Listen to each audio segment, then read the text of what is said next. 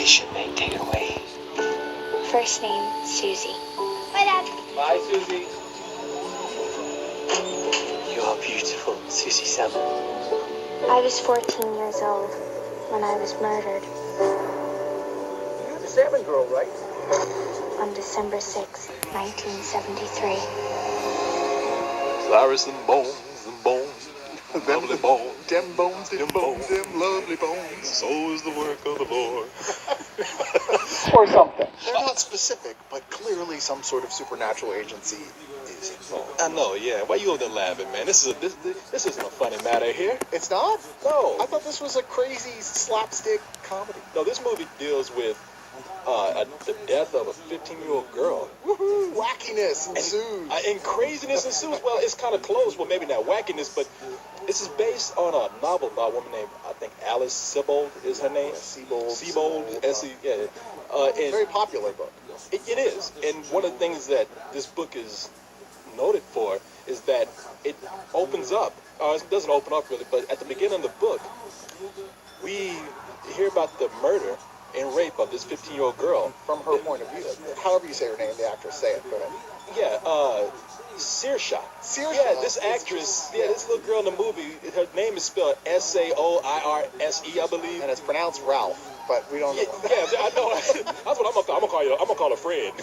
But her name really? is Saoirse? Yeah, her name is Saoirse Ronan.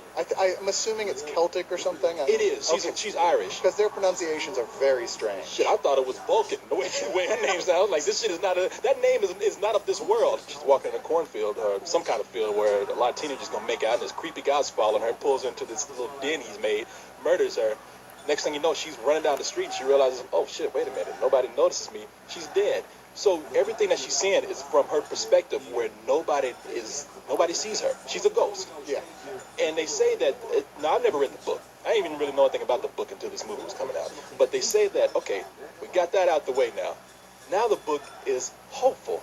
I mean, it's a little rough. Peter Jackson, one of his first forays into, I guess, the more serious, dramatic movies was Heavenly Creatures. Yeah. And it was about two girls who helped murder one of the girl's mother. Yeah, and that's how the film starts there. So there's definitely some, and then it flashes back to before the. And that was Kate Winslet in that. Kate Winslet's big debut. I don't know if it was her first film, but it was her big. That was the one everyone noticed her in. Yeah, Kate Winslet made her first debut beating somebody's mom over there with a brick. So in this film, it takes place in 1973, and as we mentioned, we had this actress, Saoirse Ronan. I hope I said her name right. Fred. She's a happy-go-lucky girl living life like a usual 15-year-old girl would. Her father, what's his name? Mark Wahlberg. Oh, Mark Wahlberg, yeah, Marky Mark. Marky Mark. Sorry, man, you did it to yourself. You're I know. Never getting past that. I'm sorry. I know this girl's like, I'm glad I'm dead. You know, I was getting tired of us being called the Funky Bunch for so long. But no, so she has her father's Mark Wahlberg, and Rachel Weisz is her mother, and she has another little sister, and this family's happy, very happy. Yeah, ideally 70s happy. Time to go to school. Okay, did you get your lunchbox, honey? A new lunchbox. But just like almost annoyingly normal. They're a little bit too happy. I mean, they send this girl out in the worst clothes. She's running out the house looking like Rainbow Bright, like that fucking gnome hat she has on, which is the only trace that they found of her. They're picturesque, I guess would be the term. Yeah. And of course you have to have that because you have to see what happens to a normal family when they're shook up by something this horrible. And sure enough, I mean, like, it's really affecting watching it happen in the film. And you see it in bits and spurts. Like, you don't even know the depth of the crime until much later in the film, how horrible it really was. Well, we know how horrible it's going to be when we see the creepy neighbor played by Stanley Tucci, who I myself, I didn't actually recognize him. Now, I told Leon when I was watching, I was like, man, who is that? And Leon was like, Stanley Tucci, who the fuck you think it is? I was like, I can't tell. He was all pissed off. He was offended. He was like, he was like, yeah, you can't tell us Stanley Tucci. And I was like, no, he looks like a rapist. I mean, get out of my house.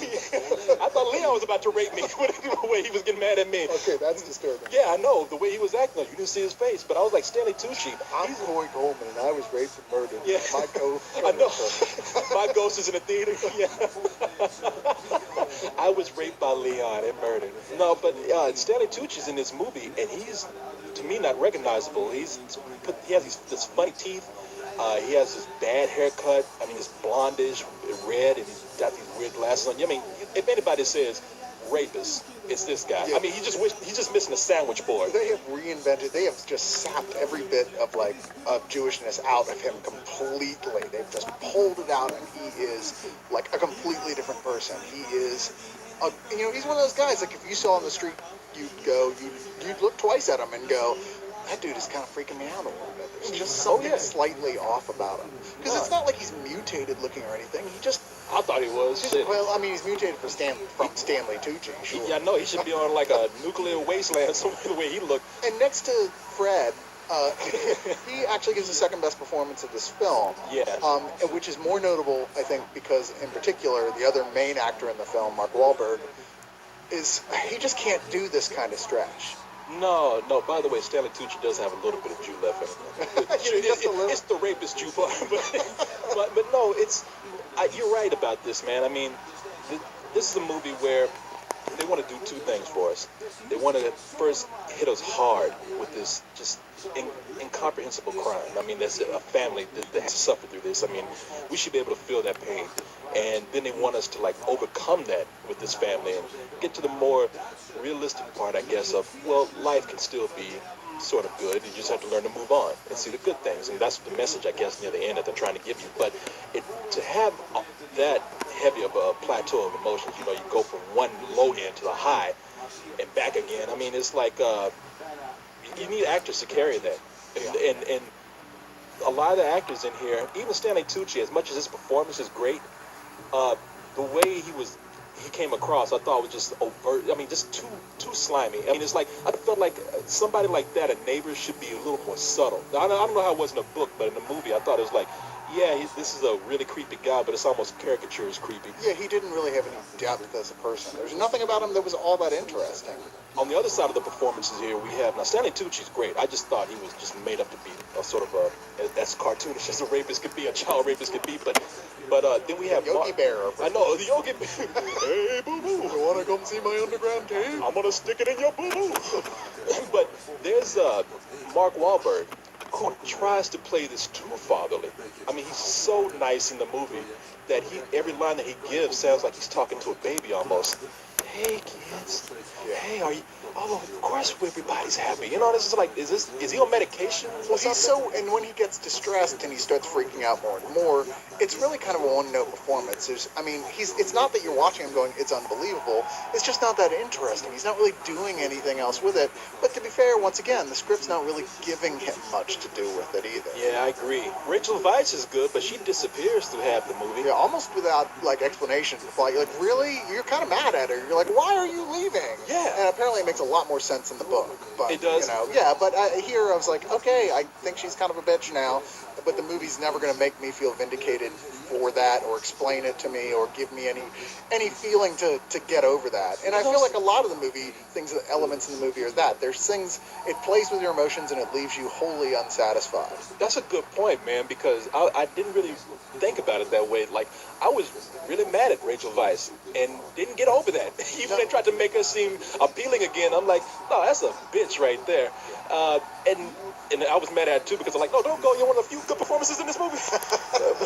But speaking about over the top, Susan Sarandon, who is the grandmother, who's Rachel Weisz's mother in this movie, she comes in to take care of the family. And I know she's supposed to be a strong character, but she comes in and she just plays this so flamboyantly. I mean, she's that drunken, like, fun-loving grandmother that's going to show everybody how to relax. She's supposed to be the comic relief here, and the problem is you can't have goofy slapstick comic relief in the middle of a story like this. She's just annoying. You're like, this is really inappropriate, Susan Sarandon. You need to just